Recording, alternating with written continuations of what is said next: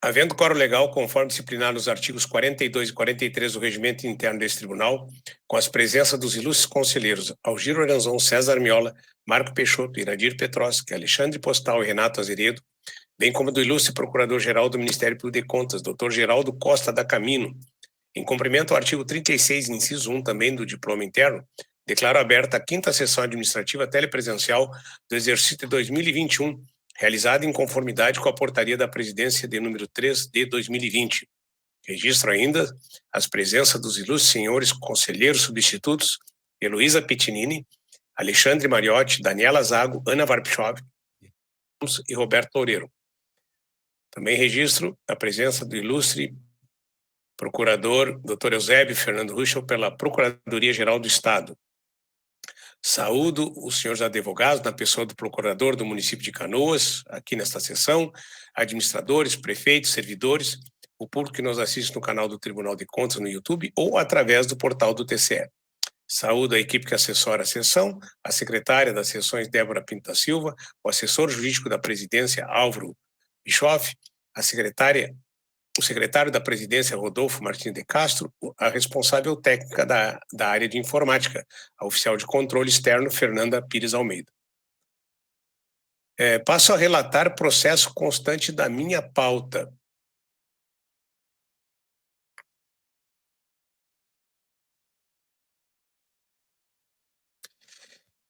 É o processo administrativo, a matéria é o plano de participação social, o órgão do nosso Tribunal de Contas, ilustres conselheiros, esse presidente cumprindo o artigo 8º da resolução número 1300 e 1130 de 2020, normativa que criou o Comitê de Governança e estabeleceu as formas de participação social no âmbito deste tribunal, vem perante vossas excelências a apresentar o plano de participação social. Cumpre destacar que o plano de 2021 foi posto a este presidente inicialmente pelo Grupo de Trabalho de Controle Social, cuja composição contou com a participação de vários servidores desta casa. Mas a referida proposta, que ora se apresenta, foi objeto de debate nas reuniões do Comitê de Governança Institucional, ocorrida nos dias 25 de fevereiro e 12 de março do corrente ano, sendo aprovada pelo comitê. O Plano de Participação Social de 2021 contempla atividades que fortalecem os conselhos do controle social, ampliam os canais de comunicação desta Corte de Contas, especialmente com a sociedade civil organizada, e qualificam a finalidade constitucional atribuída a esta Corte de Contas. A proposta que será explicitada a seguir está aberta à inclusão de outras iniciativas no curso do ano. E quando entender este pleno, ou o conselho, ou o comitê, que sejam oportunos e relevantes. Eu posso fazer uma breve exposição do plano. Por favor, eu peço que entre na tela o slide do plano.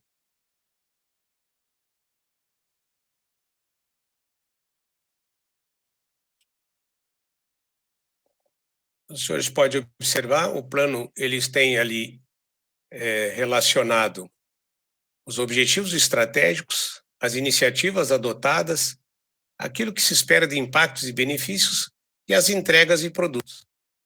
O primeiro grande objetivo estratégico desse tribunal, que está no nosso plano estratégico, que é de 5 anos, é aproximar o tribunal da sociedade ampliando a sua legitimidade. Esse é um assunto que tem percorrido muitos nossos debates ao longo dos tempos.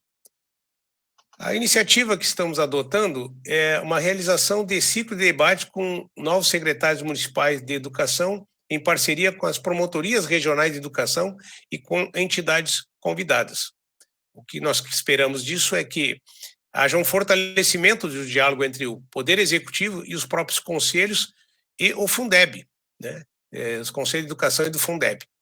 Algumas entregas, eu não vou ler todas, só para ter ideia, por exemplo, o diálogo sobre financiamento da educação com o novo Fundeb, uma iniciativa que tomaremos. Diálogo sobre planejamento municipal, a participação da Secretaria de Educação nos instrumentos de planejamento orçamentário público. Seminários sobre a evolução do atendimento à educação infantil nos municípios do Rio Grande do Sul. Encontros regionais virtuais, no caso, né, de conselhos do Fundeb para debate sobre sua atuação diante da nova lei do Fundeb. Citei algumas. O segundo objetivo aqui em questão é contribuir para a melhoria da qualidade de vida do cidadão, que tem como iniciativa o debate e estímulo à reflexão sobre a importância do SUS, contribuição para o aprimoramento das políticas públicas de saúde. Aliás, o tema ele emerge como uma evidência para ser tratado por conta da pandemia. O que nós esperamos de impacto e benefício é uma contribuição para o aprimoramento das políticas públicas de saúde e a identificação dos mecanismos de atuação do TCE nesse contributo. O que pretendemos realizar como resultado? Audiências públicas sobre o SUS, que deverá ocorrer já no curso do ano. Livro no formato de e-book sobre o SUS. Estamos preparando um livro. Diálogo sobre os financiamentos do SUS. E diálogo sobre o planejamento orçamentário público e os conselhos de saúde. Esse é um elemento hoje em amplo debate, inclusive gerando conflitos institucionais, né, sobre uso ou não adequado dos recursos da União e dos estados. O terceiro item é aproximar o TCE da sociedade, ampliando sua legitimidade. Isso está no nosso plano estratégico, deduzido para os planos de gestão e o plano social como uma parte dele. Fortalecer a atuação dos conselhos do controle social no exercício de suas prerrogativas legais. O aprimoramento, aqui no caso, do acesso dos conselhos ao tribunal, proporcionar essa vinda e aos dados disponibilizados e o fortalecimento do exercício das prerrogativas legais dos conselheiros. Como entregas, nós temos atividades, as elencadas aqui, consulta pública sobre a relação dos conselhos de saúde e educação com o tribunal, para melhor fruir esses canais de contato, relatório do resultado da consulta pública sobre a relação dos conselhos de saúde e de educação com o tribunal, questionário aplicado aos gestores sobre os conselhos de controle social, para nós termos uma melhor apropriação do desenvolvimento da participação social que tem sede constitucional nos municípios, e relatório e sugestões de atuação do tribunal para fortalecimento do controle social. O item 4, que também é do nosso planejamento estratégico, portanto, ele sobrevoa para além de um mandato, pega mais sempre de um. Trata-se do item que diz da aproximar o TCE da sociedade, ampliando sua legitimidade também. Ampliar canais de comunicação com o controle social organizado e a sociedade civil. Aprimorar o diálogo do tribunal e a sociedade civil.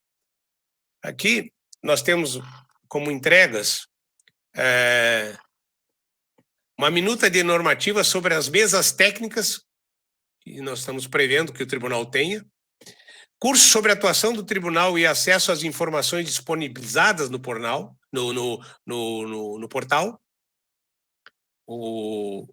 O tribunal tem um acervo muito grande, acessível, muitas vezes por desconhecimento não se acessa, e o nosso portal vai gerar ainda mais impacto na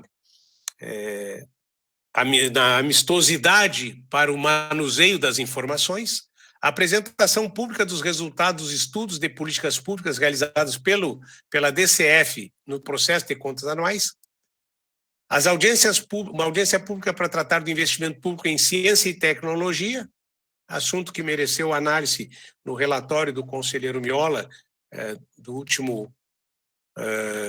última análise que nós temos de contas de governo estadual, e webinários sobre controle social. Aqui, no caso, centrado nas questões da República, da democracia, a Constituição brasileira, gestores, responsabilidades e formas de controle, os orçamentos públicos, a cidadania e o controle social e o papel dos tribunais de contas. E ainda a relação do tribunal com a sociedade. Eu creio que essa é a última parte da lâmina. Eu peço que retire da tela, por favor. Então, senhores conselheiros, dando conta do que determinou esse pleno através da resolução estou dando como atendido os artigos 7º e 8º da resolução referida, que é a 1130, que trata de apresentar a este pleno o plano de participação social e que acabo de dar conhecimento nos termos do nosso regimento. De imediato passo, conselheiros, a palavra para o conselheiro Alexandre Postal, que irá relatar os processos de pauta. Conselheiro Postal, o senhor está com a palavra. Sim, senhor presidente, saúdo Vossa Excelência e todos que compõem esse egrégio pleno do Tribunal de Contas do Rio Grande do Sul. Tenho 2 processos nessa sessão administrativa. O primeiro é o processo 25.26.0220.20. Tribunal de Contas é o órgão nosso, é um recurso administrativo e a recorrente é Elisete Gandini. Trata o presente processo de recurso administrativo interposto pela senhora Elisete Gandini, auditora pública externa deste Tribunal de Contas, contra a decisão da presidência desta Corte proferida nos autos do pedido de reconsideração de número 25.25.0220.28, que indeferiu o pedido de concessão de licença para acompanhar cônjuge cumulada com autorização para o exercício de atividades funcionais em regime de trabalho remoto. Depreende da narrativa apresentada pela recorrente que no ano de 2011, sob a égide da Instrução Normativa 16/2009, obteve autorização para atuar em regime de trabalho remoto e que no ano de 2013 mudou-se juntamente com suas 2 filhas para Cuiabá, Mato Grosso, onde seu companheiro já residia desde 2006 e atua no ramo empresarial vinculado àquele estado. Em sua defesa, invoca o preceito da proteção à família disposto no artigo 226 da Carta Federal, assim como o artigo 147 da Lei Complementar Estadual de número 10.098 de 94, que disciplina a licença para acompanhar cônjuge, alegando ser tal benefício direito subjetivo do servidor, não sujeito à discricionariedade da administração para sua concessão. Destaca a existência de precedentes de jurisprudência do STJ quanto à aplicação da teoria do fato consumado e de parecer de número 16.785/2016 da Procuradoria-Geral do Estado, no sentido da viabilidade da remoção da licença considerando a alteração do emprego do cônjuge. Salienta que, nos termos do artigo 10º da Instrução Normativa 7/2018, os casos omissos devem ser solucionados pela coordenação geral. Afirma que o fato, a citada instrução normativa, não prevê expressamente a possibilidade de exercício de atividades funcionais da modalidade de trabalho remoto a servidor que possui direito à licença para acompanhar cônjuge, figura lacuna normativa, a qual, segundo alega, deverá ser suprimida nos termos do parágrafo 4º da Lei de Introdução às Normas do Direito Brasileiro, remetendo aos regramentos que disciplinam especificamente o trabalho remoto. Resolução administrativa do TCE do Ceará, número 09/2018, e a resolução do TCM da Bahia, de número 1375 de 2018. Ao final, requer reconhecimento do direito à licença para acompanhar cônjuge, prevista no artigo 147 da Lei Complementar Estadual de número 10.098 de 94. E, nesse contexto, a autorização para exercer suas atividades funcionais em regime de trabalho remoto fora dos limites territoriais do Estado do Rio Grande do Sul. A ilustre diretora administrativa dessa Corte, por sua vez, manifesta-se pelo indeferimento do pedido. Acolhida a manifestação pelo sentido do senhor presidente, foi o processado encaminhado para o gabinete do vice-presidente. O relatório passa ao voto, senhor presidente e senhores conselheiros. Busca a recorrente, através do presente inconformismo, o reconhecimento do direito à licença para acompanhar cônjuge, disposta no artigo 147 da Lei Complementar Estadual 10.098 de 94. E, nesse contexto, a autorização para exercer suas atividades funcionais em regime de trabalho remoto, fora dos limites territoriais do Estado do Rio Grande do Sul. Inicialmente, cumpre registrar que pleitos de servidores desta Corte, objetivando laborar em sistema remoto fora da jurisdição estadual, não se constitui inovação junto à administração deste tribunal. Depreendo isso da manifestação da senhora diretora administrativa, constante nos autos, a qual relaciona vários requerimentos de servidores desta casa, nesse sentido, sendo, em todos os casos, indeferido o pedido. No caso vertente, em suas alegadas peculiaridades, não vislumbra elementos probantes que justifiquem entendimento diverso acerca da possibilidade de elaborar na modalidade em questão, fora dos limites legalmente estabelecidos. Em que pesem as ponderáveis argumentações ofertadas pela servidora, dúvidas não restam no sentido de que carece o pedido de um suporte legal expresso que contemple a pretensão da requerente. Isto porque inexiste tanto na Lei Complementar Estadual 10.098 de 2014, de 1994, no artigo 147, quanto nas normas internas desta Casa, Instruções Normativas TCE-DR do Rio Grande do Sul, de número 07 de 2018 e 16 de 2020, dispositivo autorizando a acumulação da licença para ocupar cônjuge com exercício de atividades em trabalho remoto. Nesse passo, à luz dos princípios da legalidade, da isonomia que norteiam a administração pública, acolho as manifestações constantes nos autos, razão pela qual voto pelo conhecimento do presente recurso administrativo e, no mérito, pelo seu não provimento. Esse é meu voto, senhores conselheiros. A matéria está em discussão. Se não há quem queira discutir, está em votação. Como vota o conselheiro Algir? Boa tarde, presidente. Boa tarde a todos. Eu acompanho o voto do conselheiro relator. Como vota o conselheiro César Miola?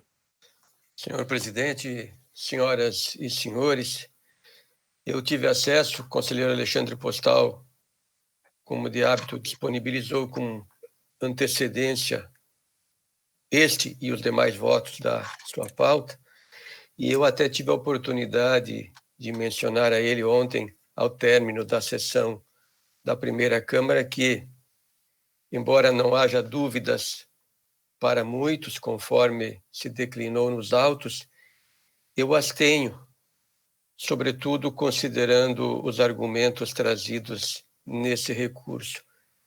Então, para poder firmar a minha convicção, aprofundar a análise acerca da matéria, oferecer um voto com toda a segurança, eu estou pedindo vista, senhor presidente. Processo 2526/20 vai com vistas ao conselheiro César Miola. A palavra, conselheiro Renato. Eu examinei esse processo e tenho convicção formada sobre a matéria. Sorte que convênia ao pedido de vista formulado pelo conselheiro Miola e não em desapreço a esse pedido, eu vou lançar voto no presente processo, senhor presidente. E a toda evidência que, se houver elementos que me convençam a modificá-lo, o faço. Mas, tendo em vista esse exame que formulei, a convicção a respeito da matéria, vou lançar voto no sentido de acompanhar o relator. Está consignado o voto do conselheiro Renato. A matéria vai, então, com vistas ao conselheiro César Miola. A palavra continua à sua disposição em sessão administrativa, conselheiro Alexandre Postal. Ok, presidente. É só agradecer a gentis manifestação que no dia de ontem o conselheiro Miola já me comunicou que iria pedir vista no dia de hoje. Estou convencido do voto, mas é todo o seu direito de poder aprofundar e ter um debate e aprofundar também a questão. Tá? Bom, vamos seguir a pauta, senhor presidente. Eu tenho, senhores conselheiros, tenho mais um processo, que é o de número 6004-0221-7, é o projeto de resolução, é matéria administrativa, e o interessado é a nossa Corte, o Tribunal de Contas do Rio Grande do Sul. Trata-se de proposição objetivando alterar a resolução do TCE-RS, de número 1021-2014, que dispõe acerca da organização desta Corte de Contas para reestruturar as unidades gerenciais que integram a Direção de Controle e Fiscalização, melhor adequando os processos de trabalho frente às recentes modificações do regimento interno desse tribunal. O projeto apresenta mudanças nos artigos 18, 19, 21, 22 e 23 da resolução em questão, alcançando unidades gerenciais situadas no âmbito da supervisão de admissões, pensões e inativações, supervisão de auditoria municipal, supervisão de instrução de contas municipais e supervisão de serviços processuais. Depreende-se sua justificativa o intuito de criar melhores condições para a execução das atividades de auditoria, instrução e confecção do relatório que subsidia a emissão de parecer prévio, assim como o aprimoramento organizacional nas áreas de pensões, inativações, expedição, autuação e protocolização de documentos. O relatório passa ao voto. Do exame dos autos não vislumbro óbices legais, regimentais ou procedimentais acerca da matéria em questão. Diante disso, entendo oportuna e corretamente elaborada a presente proposta de resolução, razão pela qual submeto a mesma deliberação deste egrégio Tribunal Pleno e voto por sua aprovação. Eu voto, senhor presidente e senhores conselheiros. Coloco a matéria em discussão. Se não há quem queira discutir, coloque em votação. Como vota o conselheiro Algir? Acompanho o voto do conselheiro relator. Como vota o conselheiro César Armiola? Da mesma forma, também acompanho. Conselheiro Marco Peixoto? Acompanho o voto do relator. Como vota o conselheiro Iradir Petroski? Com o relator, senhor presidente. Como vota o conselheiro Renato Azeredo? Com o relator, presidente. Proclamo o resultado. Está acolhida a unanimidade, voto proferido pelo conselheiro relator Alexandre Postal, no processo 6004/217. Concluí a pauta e agradeço, presidente. Eu que lhe agradeço, conselheiro. Com isso, temos cumprido a pauta da sessão administrativa. Coloco em discussão e votação a ata da presente sessão, ficando assegurado aos senhores conselheiros o prazo regimental de 48 horas para apresentarem por escrito eventuais ressalvas, se assim desejarem. Está em discussão, está em votação, está aprovado. Eu coloco a palavra dos conselheiros substitutos, do representante do Ministério Público, doutor Geraldo, da Procuradoria-Geral, doutor Eusébio. Se não há quem queira fazer uso da palavra, eu declaro encerrada a presente sessão administrativa, convocando para outra em data ainda a ser definida e publicada no Diário Eletrônico deste Tribunal de Contas. Em 5 minutos, passaremos à sessão ordinária telepresencial neste mesmo link. Está encerrada a sessão administrativa.